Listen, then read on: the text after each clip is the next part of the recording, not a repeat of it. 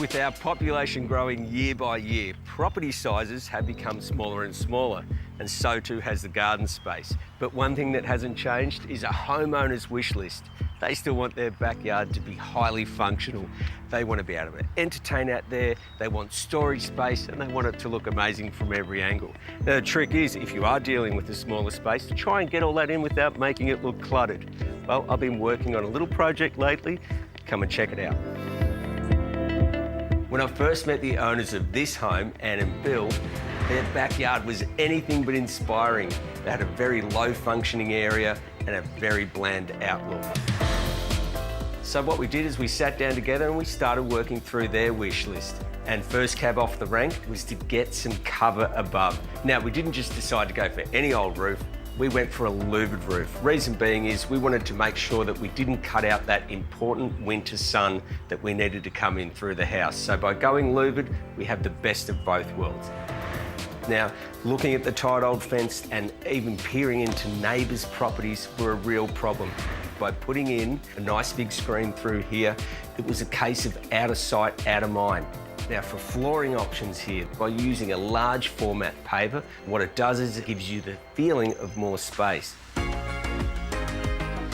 Now, we've also added in this bench bar as well. Now, eventually we're going to have some bar stools here, and this will be a nice place to have a drink and maybe a bite to eat. We've also gone for a bench seat behind us. Background there as well, we've also got some beautiful screens that we've put up there. And finally, the icing on the cake is the greenery, and that's the plants that you bring into the space. Now, the best way to look after your garden is to make sure you keep it well fertilised, keep the weeds down, keep the pruning up, and of course, watering. Now, a little later on, I'm going to show you how to pick the right irrigation for your garden.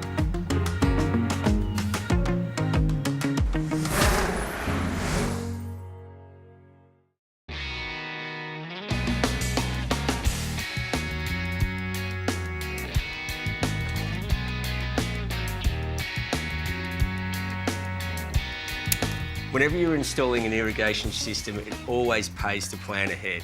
Now, for us here, we decided to go for a fully automated fixed solution. Now, what we did do was we planned ahead. We mapped it all out, which meant we knew what materials to buy and how we were going to do it. Other really important things to consider is your water source. Now, you might notice down there, we've got a tap on the wall there, and sure, we've got water there, but what we decided to do was get our plumber in and move that water source further into the garden bed, keeping your water source out of sight and out of mind. Now, one other thing to consider as well are your valves. Now, putting some thought into where they're going to be placed will go a long way to getting your system running perfectly. Lastly is the control system. Does it go inside or outside? That'll come down to where your power points are located and whether or not you want to drill holes through walls and the like. Now here we've got our drip system, and drip system is really easy to get laid down. The one mistake that I see people make time and time again is they lay it down, but they lay it in the wrong area, in the wrong position. So you'll notice here on these pipes, got these little valves here. That's where your water's coming out, and they're emitting that dripping action onto your plants where it's needed.